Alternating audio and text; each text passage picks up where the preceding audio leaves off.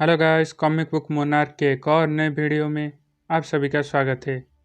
तो आज हम डिस्कस करने जा रहे हैं रिवाइवल मैन के चैप्टर 4 को।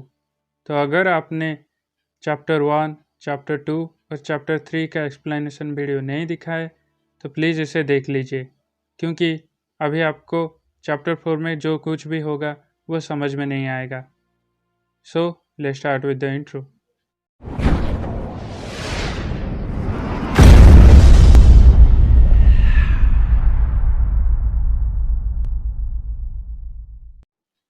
चैप्टर 4 की शुरुआत चैप्टर 3 के ठीक बाद शुरू होती है, जहाँ पर सुखवान उस कंस्ट्रक्शन साइट पर हुए एक्सीडेंट के बारे में न्यूज़ देखता है।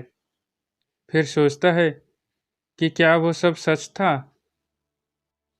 ये सब देखकर उसे कुछ समझ में नहीं आता, तो वो सच जानने के लिए कंस्ट्रक्शन साइट पर जाने ही वाला होता है कि तभी उसका फ़ोन रिंग होता है। तो सुखवान जब फ़ोन उठाता है तो दूसरी तरफ से कोई बोलता है, क्या आप मिस्टर सुखवान बोल रहे हैं? तो सुखवान बोलता है, हाँ। तो दूसरी तरफ से रिप्लाई आता है कि थैंक गॉड, आपने 3 दिन के बाद फ़ोन उठाया। हमने बहुत कोशिश की, लेकिन आप फ़ोन नहीं उठा रहे थे। तो आपका सिलेक्शन हमारे कंपनी में हो गया है, तो प्लीज़ आप हमारे कंपनी में आ जाइए। तो सुखवान जब उस कंपनी में पहुंचता है तो एक लड़की उसका स्वागत करती है और उसे कंपनी के बारे में बताती है। तो फिर वो लड़की सुखवान को ऑफिस में ले जाकर उसे कॉन्ट्रैक्ट थमा देती है और बोलती है कि इसे अच्छे से पढ़ लो और अगले वीक से तुम कंपनी ज्वाइन कर सकते हो, और आते वक्त अपना बैंक स्टेटमेंट और अपना पर्सनल आईडी भी लेकर आना। तो सुखवान उस लड़की से पूछता है, मुझे लगता है शायद आपसे कोई गलती हुई है। क्यों इतनी बड़ी कंपनी मेरे जैसे एक आदमी को जॉब ऑफर करेगी? और मुझे जितना याद है मेरा इंटरव्यू बहुत ख़राब गया था। तो वो लड़की बोलती है, नहीं, हमसे कोई भी गलती नहीं हुई है। सच तो ये है, हमने जब आपको ह्यूमन रिसोर्सेज के डिपार्टमेंट में भर्ती करने के लिए कोशिश की तो हमें थोड़ा मुश्किलों का सामना करना पड़ा था। ये सब बातें छोड़िए, जब हमने आपका सेल्फ इंट्रोडक्शन पढ़ा तो हमें लगा कि एक छोटा बच्चा अपने माँ बाप को कंप्लेन कर रहा है, और हमें लगा कि कोई हमारे साथ मजाक कर रहा है। लेकिन जब हमारी कंपनी के एक हायर अथॉरिटी ने तुम्हारा ये लेटर पढ़ा तो उन्हें यह बहुत लाजवाब और सच्चाई से भरा हुआ लगा, और उन्हें यह लेटर बहुत ही पसंद आया। तो सुखवान पूछता है, कौन? तो वो लड़की सुखवान का जवाब देते हुए बोलती है, तुम्हें तो पता ही होगा कि हमारी कंपनी एक फ्रांस बेस्ड कंपनी है और हमारे रिप्रेजेंटेटिव एक फ्रांस के रहने वाले आदमी हैं। तो उन्होंने जब तुम्हारा लेटर पढ़ा तो उनको तुम्हारे ऊपर दया आई। तो सुखवान पूछता है, क्या? क्यों एक फॉरेनर को मेरे ऊपर दया आएगी? तो जवाब में लड़की बोलती है, 3 साल पहले वो रिप्रेजेंटेटिव होकर हमारे देश में अपनी कंपनी के लिए एक नया ब्रांच खोलने के लिए आए थे।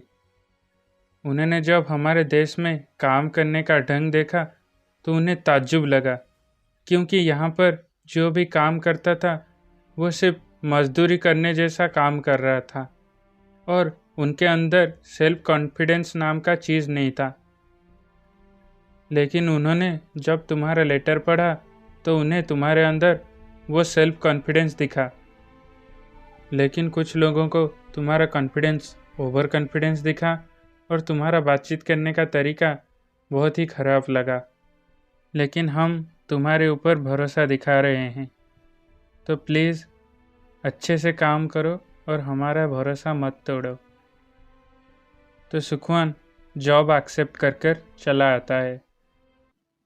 जब सुखवान अपने अपार्टमेंट में पहुंचता है तो वह मन में सोचता है, क्या ये सब सच है, कोई सपना तो नहीं।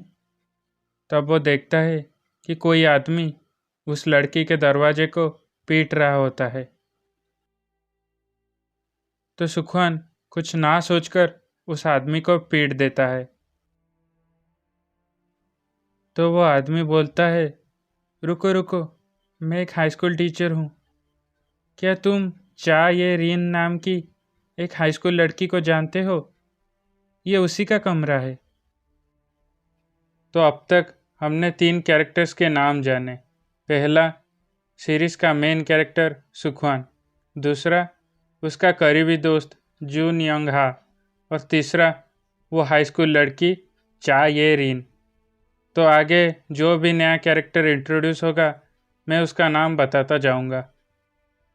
कैरेक्टर्स के नाम आसानी से याद रहने के लिए मैं सुखवान को वान बुलाऊंगा, जून यंग हा को यंग और चा ये रीन को रीन। फिर वो आदमी सुखवान को अपना टीचर आईडी दिखाता है। तो सुखवान उन्हें सॉरी बोलता है और उनके आने का कारण भी पूछता है।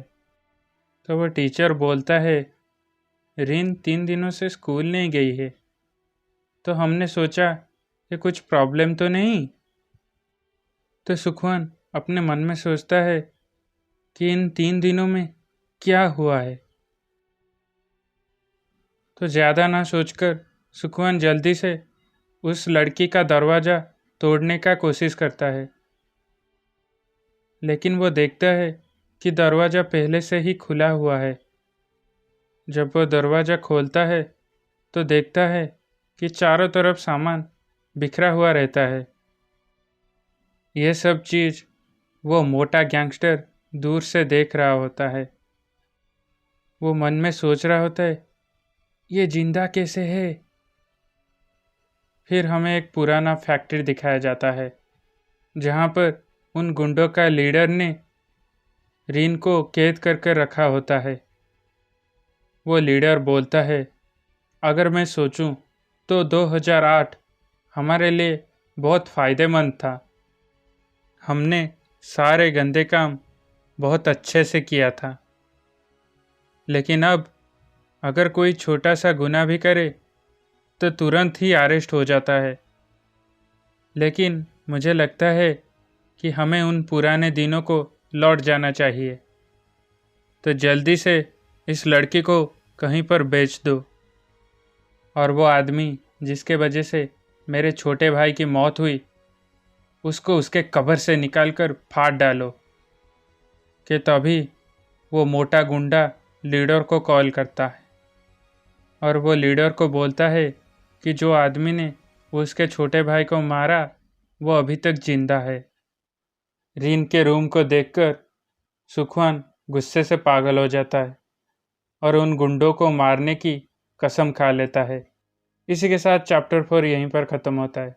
तो अगर आपको ये वीडियो पसंद आया तो प्लीज़ इसे लाइक, शेयर और चैनल को सब्सक्राइब कर दीजिए और साथ ही में उस बेल आइकन को भी प्रेस कर दीजिए, जिससे कि चैनल में जब भी कोई नया वीडियो अपलोड होगा तो उसका नोटिफिकेशन आपको मिलता रहेगा।